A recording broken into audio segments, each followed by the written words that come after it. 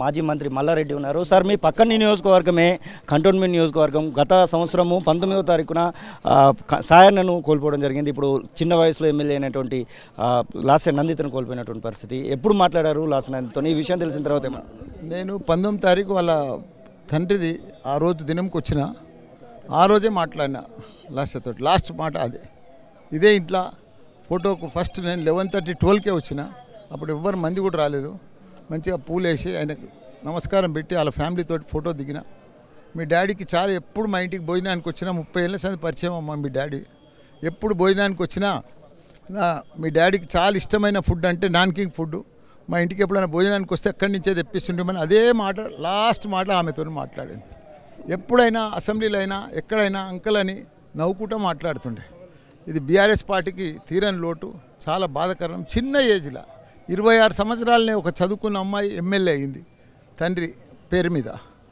సాయన్న అంటే కంటోన్మెంట్ అంతా పెద్ద ఎత్తున అన్ని రకాలు కూడా అభివృద్ధి చేసిండు. మంచి పేరు ఉంది సాయన్న. అదే పేరు మీద ఆమెకు కూడా మంచి సీట్ వచ్చింది, గెలిచింది. కానీ భగవంతుడు ఇంత తొందరగా మరణ వార్త తెలిసిన వెంటనే ఇక్కడ ఉన్నటువంటి ముఖ్యమంత్రి అధికారులందరూ కూడా అధికారిక లాంఛనాలతో అంత్యక్రియలు నిర్వహించాలని ఒక నిర్ణయం తీసుకోవడం జరిగింది. ఒక మాజీ మంత్రిగా సహచర ఎమ్మెల్యేకు జరుగుతున్నటువంటి దీన్ని ఎట్లా అనుకోవచ్చు? నేను ఈరోజు పొద్దున్నే 2:30కి లేచి సమ్మక్క సారక్కకు పోయినా. నేను అక్కడ 6:30కి ఉన్నా, దర్శనం చేసుకున్నా. 7 o'clock కారు ఎక్కిన. 7:30కి నాకు ఈ వార్త తెలిసింది. ఇక ఉటావుటిన ఇప్పుడు వచ్చేసిన.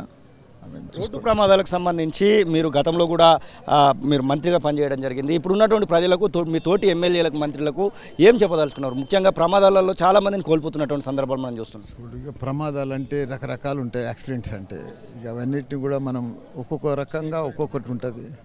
అవన్నిటి కూడా మీకు తెలుసుగా సీట్ బెల్ట్ ఇవన్నీ కూడా కంపల్సరీ పెట్టుకుంటే మన సేఫ్టీ మనం ఉంటే. ఇప్పుడు నేను కూడా ఈరోజు 500 కిలోమీటర్ ప్రయాణం చేసి వచ్చిన. సీట్ బెల్ట్ లేని నేను ప్రయాణం చేయలేదు.